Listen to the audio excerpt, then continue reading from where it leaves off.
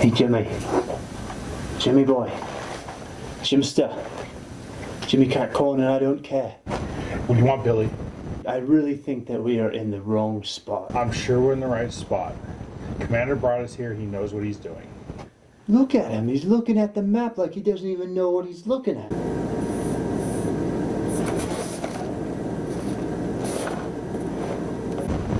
So you think we're in the wrong spot, but you want me to bring it up? I have a little bitch voice and bad grammar. You can get over it. Your voice carries. You're a singer at heart. Sing to him. Please, Jimmy. Sir? Sir? You two shut up. oh, Get sorry. back around. I'm gonna shoot you. Got us in trouble. Yeah, he's pissed. Sorry about that, Jimmy. I apologize. I didn't mean to get you in trouble. Just stand there, do your job. I'm sure we're in the right spot. No, we're not in the right spot. We've been standing here for hours with our cocks in our hand. Be quiet and just keep holding your cock in your hand.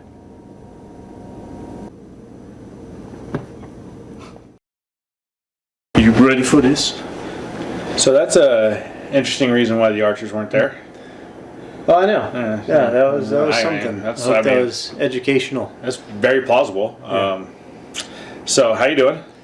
Fantastic. How about you? Cool. Let's get into this. I'm Hank B. This is Josh T.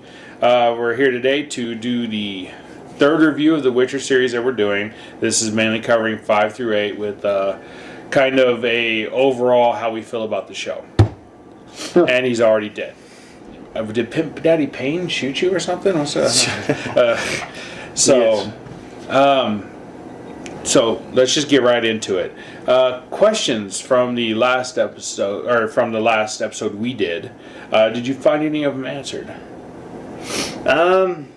Some timelines did make a little bit more sense. I mean, some made a little bit more sense from the beginning, but that's kind of where it left off. I mean, there's still a bunch of confusing timelines that interweave. Oh, yeah. I mean, I'm still confused at some parts just because, like, as soon as one episode starts, you don't know where it's going to start at. If it's going to start at a past or a beginning or a past, present, future. You know, it's like a surprise sort of thing, and you got to figure it out. Okay. Well, I had 2 questions from the last episode we did that actually did get some answers to them. One's a little bit of an answer, one's a major answer. I mentioned the pendant that Geralt was given as payment for rescuing the incest baby. He grafted it onto his sword on the hilt. Oh. On the front and back. I actually caught that later on. Like the circle part is on the front part of the hilt, and like the kind of the letter opener part is on the back side of it. So I was like, oh, okay. So he made sure he kept it this time. That's pretty cool. And then I was curious what Hugh Hefner Gandalf had been up to, and of course we see him in the council, and he gets busted out for just killing like full moon babies, which I thought was pretty cool. Yeah, because he's like, well, you guys aren't that good. And they're like, well, what the hell have you been doing, killing naked babies and stuff? So yeah, so it was kind of cool to see like still around, things like that. And that, like, not every mage agrees with what he's doing. At least how I felt. He's always been a questionable man from episode 1. I would honestly say, after watching the whole season, most mages are questionable. And I think a lot of it has to do with the fact that they age so slow that their morals get skewed. On episode 5, what'd you think of that? How did you think that episode played out? I thought it was pretty interesting. There's a lot going on in episode 5 because we finally had Yennefer and Geralt meet up, and I thought it was good. I like the interaction between the two. I like the way they play off each other, and that's it's going to be pretty interesting going forward, seeing like future what's going to happen. Yeah, no, I agree. What is it? On 5, the Malisac, when he was getting doppelganged and then ended up stabbing himself. Thank you for reminding me about that part. Okay, so first about the doppelganger. I thought it was funny when I first saw him. I literally went to a Silence of the Lambs. I was like, push the lotion in the basket. I was like, it's just totally like, what do we got here? Wild Buffalo Bill guy again? Yeah. But I liked the way they did the doppelganger. I thought it was pretty good. Yeah. And then, speaking of Mousak, when he gets killed, I was actually a little upset about that because I wanted to see the character more. I feel he's a really good actor. Like when he did the whole doppelganger thing and died, like the actor himself really did a good job, I felt, portraying like quirks of the actor as the doppelganger, like some of the natures of it. And I thought it was, hey, dude, I want to see that guy in some more stuff. So yeah. Yeah. Yeah, episode 5 had a lot of things going on, like you said, and especially the Jin part I liked. When the bard, he just keeps talking and stuff, and all of a sudden the thing like shrouds his throat, and he starts to look like a frog. Oh yeah. Then his mission throughout most of the episode is to save him, but I just thought the Jin part was really cool. I just was curious of how he knew the exact spot where to throw that, because I knew through the net in several places. Yeah. But how do you know there was a Jin in that lake? Yeah, that's an interesting question. It's curious to me if that's something that's like calling out to him, because he said it's something that is making him to where he can't sleep. So it might be something that's haunting him or calling out to him. Maybe it's kind of like resonating to him as soon as he gets closer to it, and then he's like, "Oh, I gotta throw my net in this exact spot," and then he finds it. That's fair. So we didn't really talk about this scene earlier, but you mentioned some stuff. The Yennefer orgy scene. I actually was, I made a couple of notes about that scene as well. What did you think of it? There seems to be a lot of naked scenes throughout the whole Witcher series, which, yes, 4 thumbs up. I just thought it was hilarious when they're done with their conversation, and then it's like she lowers her enchantment, and then they're all looking at each other like, "The fuck are you?" Like covering up. There's like, "Who are you?" I think that she might have like mind controlled all of them to orgying in front of her. No, that's fair. I honestly thought it was an illusion at first. I didn't realize it was going to be actual people. I thought she was just like, that was like new people in the building. I throw up an orgy to kind of confuse them. I'm going to see how they react so I can do stuff. And then because it was a Witcher, she was like, "Oh shit, let me turn this off." And I expect them all to disappear. And I'm just like, wait, those were all people from the town? Oh my god, Yeah. She is twisted. How about when she gave, just previous to that, when she gave that one dude a boner? When he pitched his tent? Yeah, that was funny as hell, because, I mean, they could have simply implied that. I think it's funny because they could have simply implied it, but the fact that you actually see a tent being pitched, I think is like a good attention to detail that you need shows to have, and it's good that they have it because it's something you can always go back and laugh at, which we might have you laughing at it right here. I don't know. Well, I mean, any other thoughts on episode Bottled Appetites?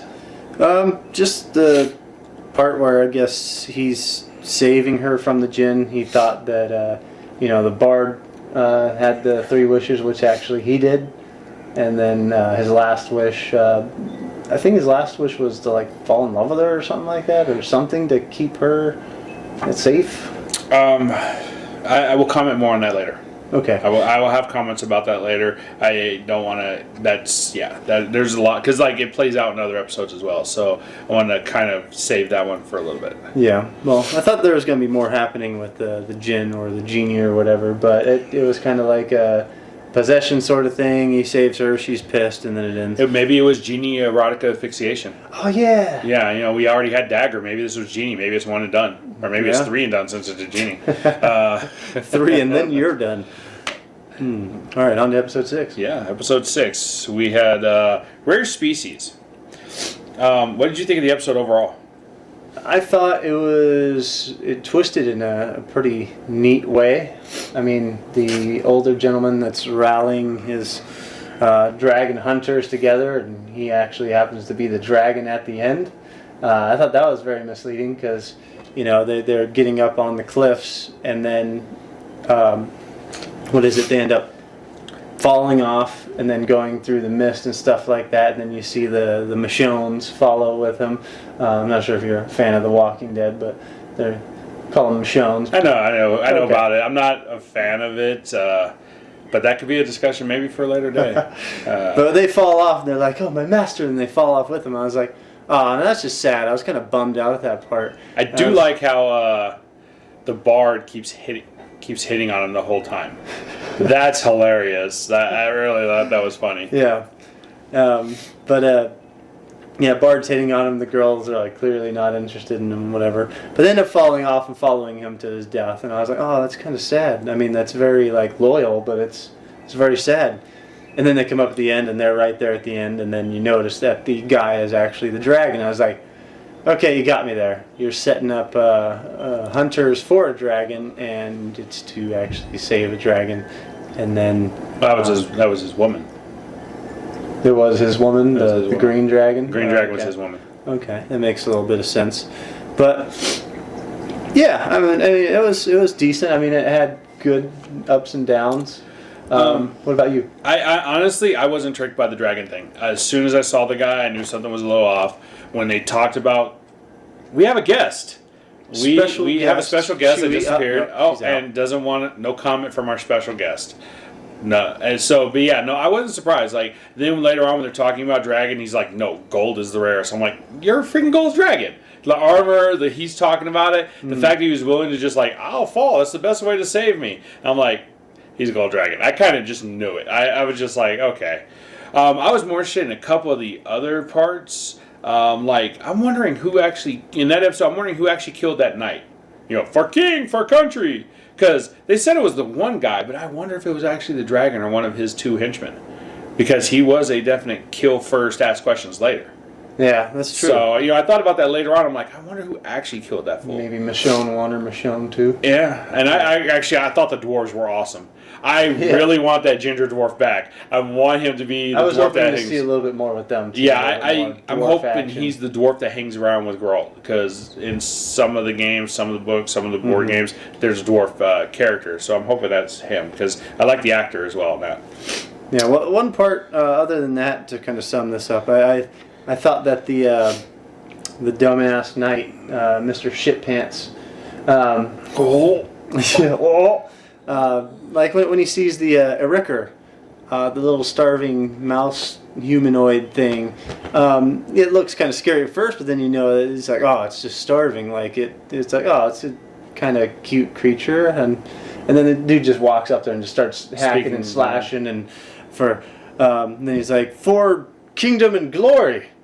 And it's just like, what glory is that? You killed a harmless creature, and you can take your glory and shove it right I do up. like how nobody actually listens to The Witcher when it comes to monsters. The guy literally knows, like, if he doesn't know everything, he is the authority, at least, on, like, the creatures. He's like, just feed it, it'll go away. And the guy's like, no, I have to kill it. It's like, dude, it's like you're just not listening to the guy that's literally You start telling like shoving you. people out of the way just to get in there and kill a harmless creature. I mean, I'm not upset that he got throat slashed.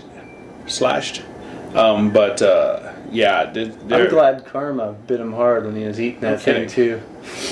I do have a question about that episode. And here's a surprise question for you. Who was the biggest dick? Yennefer, Geralt, or the Gold Dragon? Because they all had a blow up at the end. Like after who do you feel was the biggest dick out of the three? I think Geralt, because of Yennefer. Yennefer kind of like got all high and mighty and like. And if anybody wants to comment with their opinion, please do. But continue. Yennefer got all kind of high and mighty and kind of stormed off, and then he got a little irritated. And then as soon as Bard opened his mouth, this is why Geralt was the, almost said Gerard, like Gerard Butler. But Geralt, he kind of stepped out of line. This is Witcher! Sorry. Yeah, and like he just said so much mean, harsh crap to the Bard, and it's just like, damn, dude, you need a nap. That's fair. Yeah, so again, this is where I was saying didn't want to talk about the wish, because the Gold Dragon brings up the wish, totally makes the whole thing get busted out between the two, have them falling out, and I do want to know what the wording was. I want to know what the wish was. We have wildlings running around. Some of our guests are having some fun right now, so that's kind of like.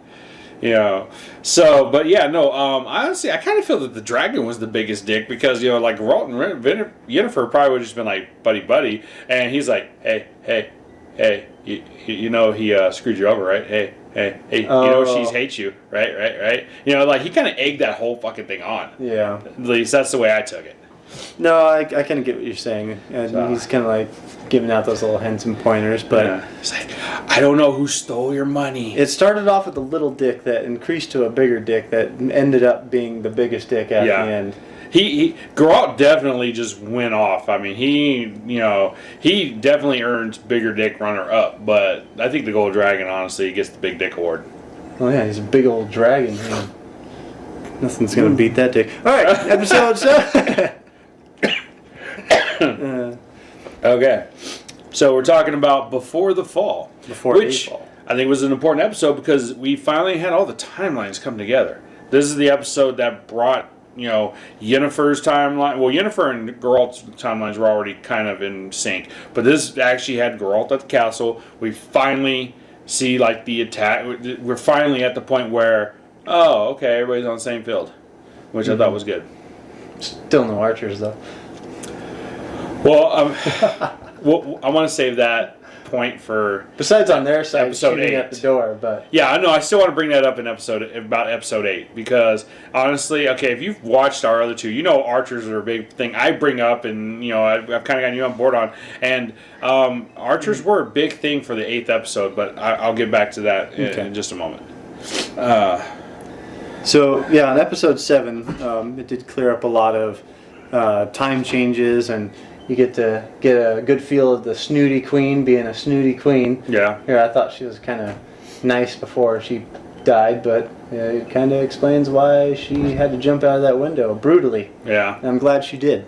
I also do like that there was references in some of these previous episodes about like time lapse. Like even the bard in the Jin episode was talking about, it's been like a decade or more or something like that. Like he comments that time has passed, which is a good thing, even though some of the actors don't look like they've aged a day. Would you expect with Yennefer and Geralt? But like the bard looks the same. But still, that's besides the point. Yep, I totally get you. And then at the end of number 7, the daughter, of course, like those two kids are being jackasses and stuff like that. And then she goes and does all these weird little chants, just all like twitching out, and then all of a sudden, episode 8 starts. I'm only going to go into episode 8 a little bit. That's fair. I'm actually done with that. It's not when it starts, but when episode 8 comes along, and then you notice like this little impact point and this big like explosion looking thing, bodies are everywhere, those two kids that were being jerks. Cersei smash. Yeah. She went from Cece to Cersei. Yeah. Now we have Game Surrey. of Thrones. Oh no, it's Surrey, right? Yeah, Surrey Surrey. smash, sorry. Oh. Surrey smash. Surrey smash. Well, she Names, I've said it before. Cersei. The only other thing I'd have to say... The queen's more like Cersei. Yeah, no kidding. The only last thing I'd have to say about 7 is, like, you do see all the timelines come together. You get a little bit more information about the fall. You are hearing about, you're just getting that. So there wasn't a lot to deal with 7 because you knew a lot of the information already. It was just bringing all the pieces together for everybody, Like I leading said into in episode 8. the last one, all these storylines are still going to come together, but there's still some that are like untied at some points. Where Yeah, that's fair. It makes me a little confused. On to episode 8, much more. What did you think of the... Isn't there only one much? Isn't it just much more? Oh yeah, it is much more. Okay. Sorry. Much more. Much more. I like much more. Okay. What did you think of the undead fight scene at the beginning? I thought it was pretty cool. I thought it was interesting that we got some creatures. It's nice to see that there's even creatures he's weak to. Yeah. And I like when he took the arm of one of the creatures and beat it with his. Yeah. I was like, that's pretty good. Like it was pretty cool. Smacking the shit out of It him also with his own explains arm. why at this point he doesn't have a silver sword at this point. Like he lost all his stuff when they captured him. I'm surprised how he found Roach again. But I think he found Roach again. But I was still like, he was just hanging out with the archers. Yeah, he just didn't have his gear. I don't remember seeing an archer in that reenactment. I know. But, we never saw the archers. We That's never true. saw how he got in contact with Roach. He was with the archers. That's fair. He probably sent him out at some point to look for the archers. That's probably what it was. Yeah. I thought the part about the undead fight scene at the beginning was he tells the farmer to go home, and then he takes off, and then he gets bit by one of them and starts hallucinating and passes out, and then wakes up on the carriage. He's like, man, it's a good thing he didn't. That farmer didn't Yeah, go no home. kidding. He's probably sitting in the back of his wagon with some ale, and it's like, yeah, Well, fight night. I do think it's a cool thing that every fight scene seems to have gotten either equal or better than like some of the previous ones we saw. We do not see any of the same type of fight scenes we saw in Yeah. one. Like there's been no repeat of that. So I think maybe like some of the issues that we had with one may have been first draft problems that maybe they corrected later on and just it was too costly maybe to fix some of that stuff. And we're Yeah. just now willing to like, kind of, but no, just like the fight scenes have been good. They've stayed good. But yeah, no, it's a good thing that the farmer did come back. Yeah, it kind of portrays like that kind of nighttime danger sort of feel. Yeah, that is definitely to true. the show too. I also the like how games. the Witcher's like you shouldn't be robbing graves. He's like I'm not. I'm trying to help these people. It shows that not everybody's just an evil prick. Yep. So, speaking of fight scenes, we got a lot of fight scenes out of the 8th episode because you had that starting one with Geralt, which then incapacitates him for pretty much the rest of the episode. Then you have the fort being attacked by Niflheim while they're trying to borrow time. I'm not going to get into every aspect of the battle. I just find it funny that out of all the armies and all the militaries and all the things that they've got going on, the people with the best tactics, and I'm not even saying that they're good or right all the time because there's a lot of shit they did wrong, but the ones that have like actual tactics are the wizards and the spellcasters. It's like, what? Why do you have soldiers then if your spellcasters are going to have all the tactics and do all the stuff? Because like the queen did jack with her army except get slaughtered, but yet we saw a couple hundred people like actually fighting off all of Niflheim's troops using tactics, which there's been a lack of in most of the other a lot of necks breaking, and I thought they were actually doing really good at the beginning, and then just more and more of them kept coming, and they kept getting more and more stormed and into their fortress. Every time the wizards are leaving themselves out there after doing their magic, they're wasting a resource. There's no reason that the wizards had to be out there. Tactically, I mean, not knowing 100% of how they're saying the magic works, but I mean, hell, create a portal, drop a wizard in the middle, does his stuff, portal them out right back to the back lines. Yeah. They could have done way more like guerrilla tactics. Hell, armies marching up, portal underneath them, a bunch of them drop into the freaking ocean. Like, I mean, there's a lot of tactics, or they drop from like 200 yards up in the air. There's a lot more tactics they could have done. But they still had the right idea. Like Niflheim's witch, like when she did the arrow thing. Well, wow, we mentioned arrows, and wow, Niflheim actually had archers. So did the witchers holding the fort. They could shoot the arrows through and actually hit them. Why don't they just portal a bunch of soldiers into? I actually thought that from the inside out. I thought they might have done that. I thought that she had the archers ready. They were going to drop in and just. But it's still good the way it was. It was cool. But you've noticed in this last battle, almost every faction had archers, except for the queen and her capital, who. The beginning one. It's just one that sticks with both of us. Yeah, it just sticks. That's why we had to start off the beginning of our show with a reenactment of possibility of why the archers weren't there. Yeah, huge possibility. I think that's what happened. Yeah, I believe so too. But yeah, no, it's just. I mean, again, these are tactics coming from wizards. Mm-hmm. Yeah, you got military commanders who aren't necessarily good because Niflheim's commander does some piss poor tacticking. Hank, yes. I think you should have been a wizard in there, right? Everybody? Hank for wizard, top wizard, tactical wizard. But another thing that was. Thank you for cutting me off because I would have just kept going on that. Yeah, too. I know. Another cool thing was the fight with the Pimp Daddy Pain, the Feather Knight. The guy with the teleporting blade. I thought that was really cool, but it seems that he wasted his magic or chaos too fast. Yeah. See, this guy was military, and he still was like, I'm just going to shoot my wad in this one battle that I can't fucking win. Yep. Instead of like actually listening to Yennefer, who's telling him, hey, back up, come back. He's like, yeah, I got this. It's like, no, come back, recoup, lead the troops. There are too many independents. I mean, granted, this was not a army. This was independent people trying to fight for a source, and I think they portrayed that well, of all these people trying to fight for a good cause.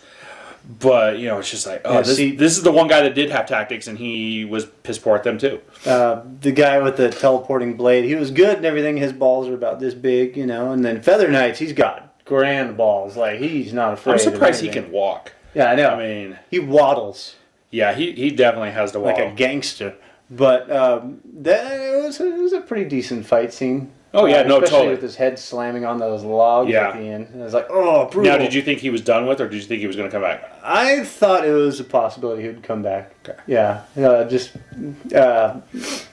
then there wasn't really much blood, especially when he hit it. Yeah. The cracks though did sound pretty gnarly when he hit his head, but I was like, maybe he's just knocked out. Hopefully he's knocked out. He's a pretty cool guy.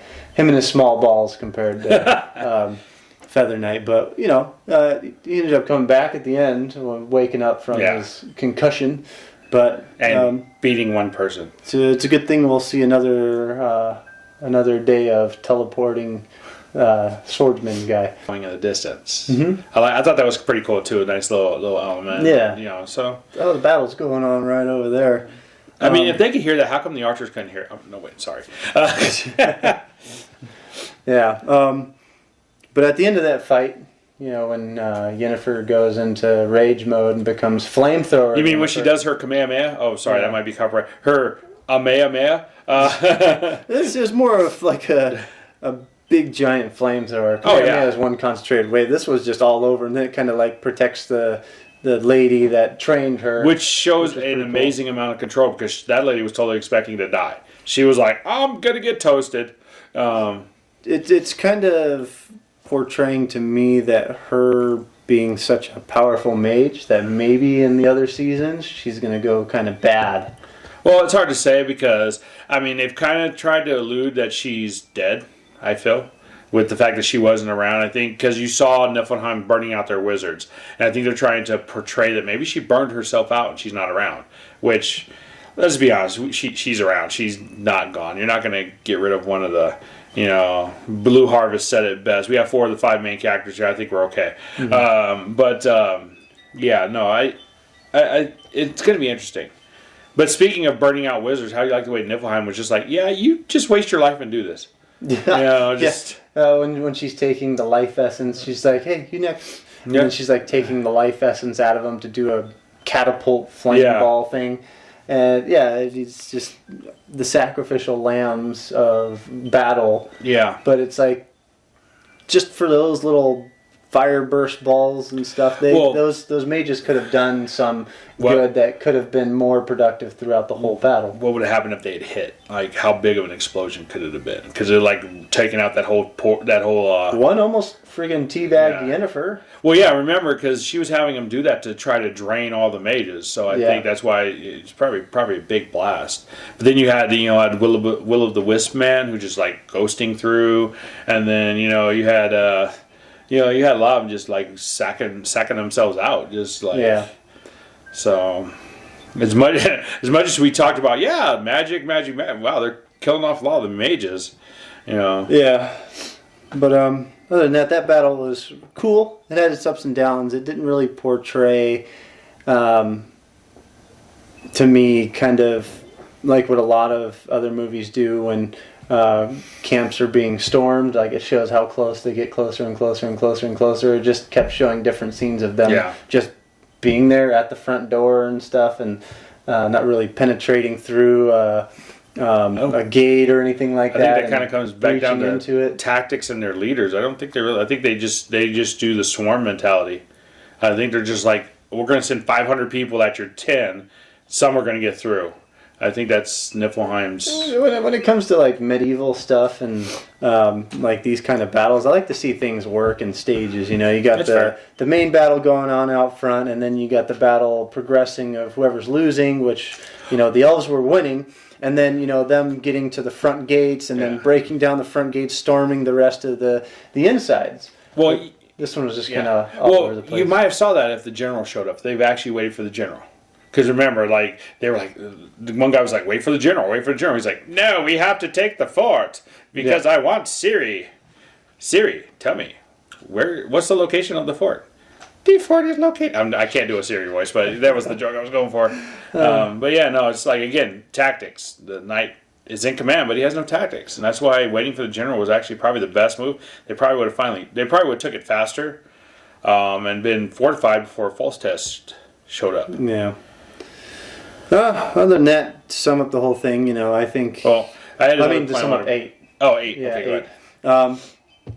Sum up 8. It was good. I don't have too much to really complain about or nitpick about, other than those 2 minor things or 3 minor things or however many I mentioned. But the last one for me was, the Witcher finally finds his daughter. It's like one of those running in the field sort of things. They're coming close and stuff like that, and embrace.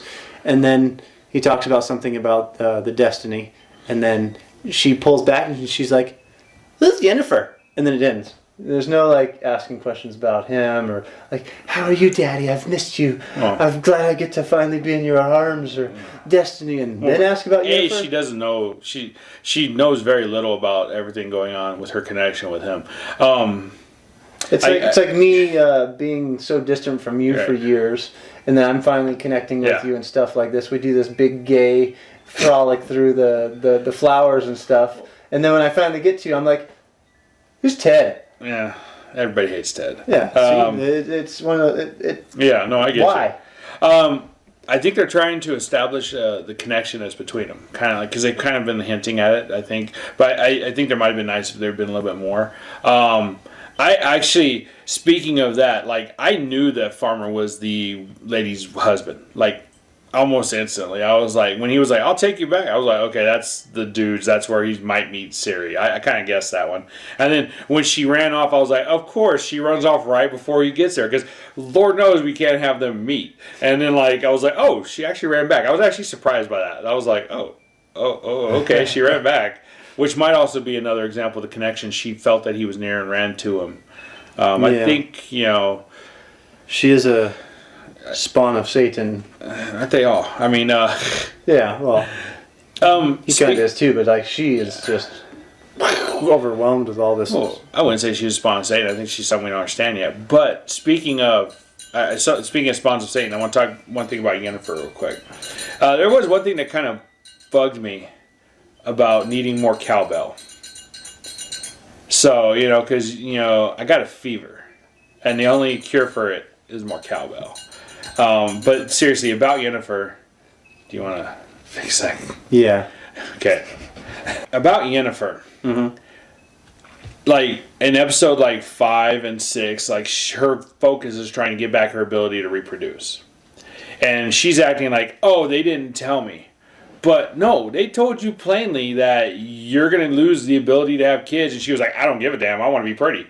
So it's like, she's ignorant. She's hypocritical. She was like, I don't care. I don't care about the future. And then later on, she's like, no, I totally care. It's like, okay, that might come with the wisdom of passage of time, but at the same time, don't sit there and be like, they didn't tell me what the cost was. No, they told you exactly. You're not going to be able to have kids.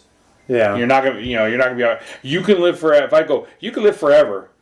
You just can't have any kids. I'm going to take that away from you. But you're going to live for 1,000 years. Mm-hmm. And then 500 years pass, you finally go, I can't have kids. Like I told you, you wasn't going to have kids. Why are you surprised? Mm-hmm. So that's one thing that did kind of bug me. Yeah, me too. That's why I kind of think that later on she's going to be evil. That's There's more cowbell going on. Anything else about the episode you want to bring up? No, I think that is it for me. Do you want to do a whole season smash up? I would Besides that whole thing about Yennefer? No, let's bring that up for final thoughts. Okay. I would like to talk about questions at this point. After seeing the first season of Witcher, we know there's a second season. They're going to start filming it later this year. It's supposed to be out fall 2021. Hooray. It's Fall? great. Yeah, or no, late. Yeah, I heard fall 2021, but maybe it's sometime 2021. But the fact is, we got to wait a year and a half to get season 2, which is kind of frustrating. Pretty soon you're going to have the actors being aged out. And you know what? I'm going to make a correction. There's something else I want to discuss. In the scene where Mousak is bringing the elf and Ciri out of the forest, they're walking through the ice. I'm wondering, why did she start to look like she was hella old? Is there a mist thing that they cut? All the little She old was person being aged. looks on her face. I thought it was an old lady. Yeah, no, that's not a question for the series. That's just more of a question in in general question, just disregard the cowbell. But no, do you have any questions about future seasons? Like something you might want to see going further. I just want to see some storyline, like, not as confusing as this one. I mean, like, people have to go through, like, internet resources just to get answers and get it all, like, well, solidified. I think we'll be safe with that. I think for the most part, we might be safe from timeline stuff. But speaking of timeline stuff, I'm wondering if we're going to see more of Geralt as a kid. I mean, because we had that whole thing with Visena. Yep. That'd be cool. And I mean, He was tripping out. yeah, and then Vasimir was mentioned, which, according to reports, Mark Hamill was up for playing. So that might be interesting if he actually gets that part. Yeah. Of course, big question is what happened to Yennefer. I mean, I think we all want to know. I mean, the reason I ask that is she going to be in season 2? I mean, is there a possibility that season 2 is going to be the search for Yennefer, but with no Yennefer? You know what I'm saying? And she comes back in season 3, maybe. I think she'll come back in season 2, and it'll be something to where she becomes evil. Like I said, she's gonna. As much as I harp on the I think she'll Archers, come he's back. really big on Yennefer being evil, like she isn't already. Another thing is, I'm wondering if like some of the future seasons may have, because they've said they have like 20 years worth of stuff. Now that might not be that much if it's taking them 2.5 years to film like every season, but I wonder if future seasons are going to see us return to Gamoran. I couldn't tell you. I know. That's what I'm saying. These are questions going forward. Like, are we going to see a return to the Witcher like keep, and to where they make Witchers, to where we might see like him trying to restart the Witcher? Like, are we going to see that in the show? And then a couple other like little questions I'd also like to see answered going forward is like, again, I talked about it earlier. What was the wording of the wish? Like, what was the wish and what was the wording? I think that will come into play later on. I think we will find out, but I am curious.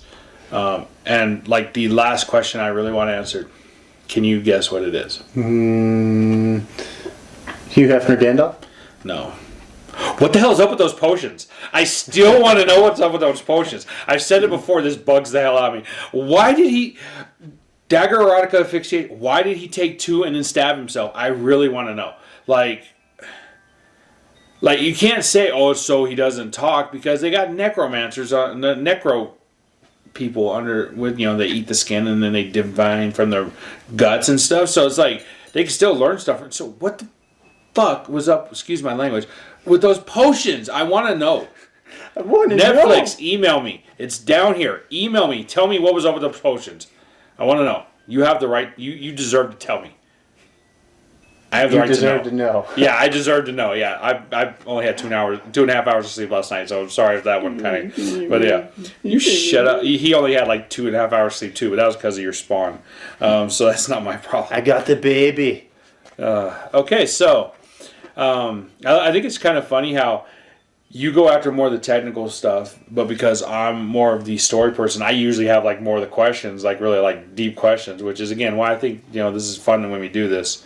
It's hard for me to follow very technical stories, but like fair. As far as special effects go, and like the monsters and the CGI that's incorporated with them, and then like the effects that they put into them, like those That's where were your really attention- good. yeah, that's where your attention That's where my goes. attention is. I'm a visual person, but the story is good of what I can comprehend. But other than that, that's what you're here for, is to comprehend that story and then question it, and then I just sit here and look at you. So, final thoughts on season 1. Man, I mean, it was good. Good acting. What is it? Henry Cavill played that character really well. I think it's the story writers and I think you were commenting earlier that Henry Cavill actually, there was actually like a report or something like that where Yeah, I was he watching- sought out. You want to go ahead? I was watching a report on Facebook. Someone was interviewing him. Henry Cavill wanted to be the Witcher. He wanted it. He was asking, "Hey, I want this position, and I want to be the Witcher." He's played the games, he's read the books, and he is fascinated with the character. And he really wanted it, and he got it. And I played think it it well. shows. I think it shows the passion he has for the character and the source material. I think it really carries over to how he plays the character. That's why I think he's so believable. Yeah.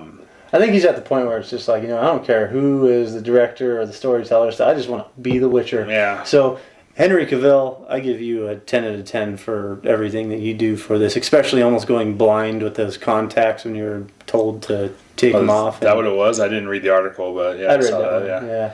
yeah. Yes. Yeah.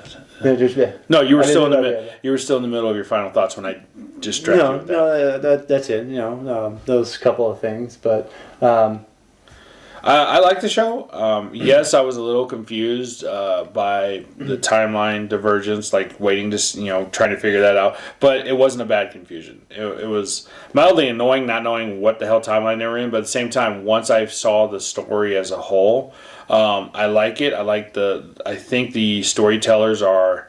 The people who are doing the writing and the storytelling is like, you got the normal people and then you got them up here. They're so above what a lot of people are telling their stories at, that for the most part they're like on next level on the details and setting up like not just the next episode but the minor story that becomes major later on. yeah. So I'm pleasantly surprised with it. I can't wait till we get season 2. Hopefully all the cast comes back that survived, because it does suck that some of those characters aren't around anymore, mainly Mousesack. I really did want to see more with Mousesack. I wanted to see more Sack too.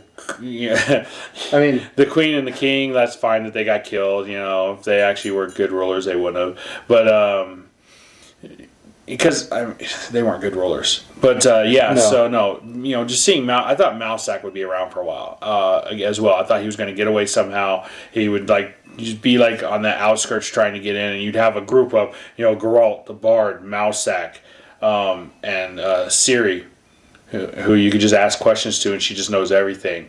I thought you were going to have that, and then you would sprinkle in like the dwarfs and Yennefer and things like that, and Yeah. Triss, So I'm a little surprised by some of the deaths, but I don't think it detracts from how good the show is, in my opinion. yeah. Are you finished with everything? Yes. All right. So Are you finished with everything? yes, I rated the Mandalorian last time, the whole season. I want you to rate this one first, and now I will Okay. rate the second. Out of 10. Out of 10. So if I was to rate this out of 10, I would honestly probably give it a 9. A 9. Again, I would almost have to go 8.5 at this point now. The reason I come down the extra half point is we did bash episode 1 a lot. There was a lot of issues that we have in episode 1. I think episode 1 is what brings down a lot of the things. I mean, I could deal with the confusion. I can deal with some of the this doesn't make sense to me now, and I know later on. And for the most part, they've done that. But there was just the way it ended was so much better than how it began. Mm-hmm. And just there's some just bad tastes in my mouth from episode 1 that we still keep coming back to them because there's such a predominant problem that I'm sure by season 2 it's not going to be that big of a deal anymore. But this was the first season, and the first episode helps set your tone. Yeah. I agree. I was actually going to give it an 8.5 as well because of the first episode. Other than that, a lot of things are really good about the show. But there's so much that brings it down as well. And I was going to put 8.5 as well. So I'll do an 8.4 just to be slightly different from yours. But it's still going to be just about the same. Well, why don't then I become an 8.6 and then it averages to an 8.5? Okay. Whatever you want. Yeah, I'm just trying to help you out, bro. But that's our thoughts. You can put in your thoughts of what you rate it. I've heard some people say the show is garbage. The show is the worst show I've ever seen. The show is better than The Mandalorian. It's better than this. There's so many different sides to it, and I guess it depends on how it captures those individuals. But we want to hear what you would rate it out of 10 in the comments if you get this far. Yeah, hopefully you did. I mean, because we got a couple little reenactments for you after the episode. We hope you stick around to watch. Yeah. I would also say that it's been nice doing 4 episodes with you on this. I don't foresee us necessarily stopping. We still haven't come up with a name, but we are working on it. And I think it's okay to spoil our intention for our next episode if you don't mind. We actually kind of had this debate over, I kind of brought it up. We were talking about who would win in a fight between The Mandalorian and The Witcher.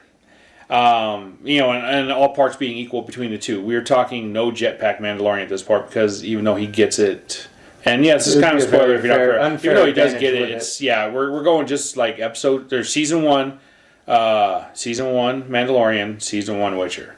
We're going to talk about some of the points, like we'll break down some of the weapons a little bit, and this is just again visually off of this show. We're not getting into the comics. We're not getting into the source material of he could do this Nova bomb. No, we're talking about the way these were portrayed on TV. And then who are you choosing? I am in defense of The Witcher. All right, and then I am choosing the Mandalorian. So we got the Mandalorian versus the Witcher. Actually, we got the Witcher versus the Mandalorian. I had it wrong. Yeah, sorry. Let's flop that around. It's not the only thing you have wrong because you're supporting the Mandalorian. No, I'm not necessarily saying it's but I'm just saying I'm just trying to get the Mandalorian on your side. Yeah. Well, I mean, if you did watch our Mandalorian episode, which we did do one, we actually rated Mandalorian pretty damn high. We got a kick out of that show, so check that out if you're interested. Yep. And then we got Hank B. here's email right here. We got mine right here. I'm done talking. Are you? I'm good. All right. And we out. Oh, shit.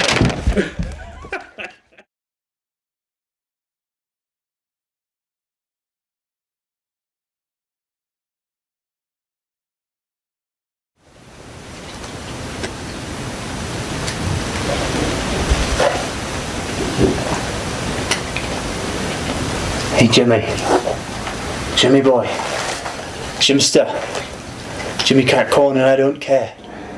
What's up, Billy? Dude, what happened to your bow? Dude, I found something totally better. What's totally better than a bow? Dude, check it out. It's like a crossbow, but it fires more bolts. I'll be like just, like tearing things up. That is pretty wicked, Jimmy. Tell me how it works. Well, no, it's pretty simple. See, the guy who sold this to me said there's a couple buttons I have to put. Where was that button? I got to do something here. Like that goes. Push like that? There's something there. And then where's that button? Oh, what the hell, man? Sorry. Ow! Fucker! What's your problem, dude? You jerk. That's why nobody fucking likes you. Shut up. Well, if you die in battle, I'm going to be taking it off your corpse. Make a fine addition to my weapons lab.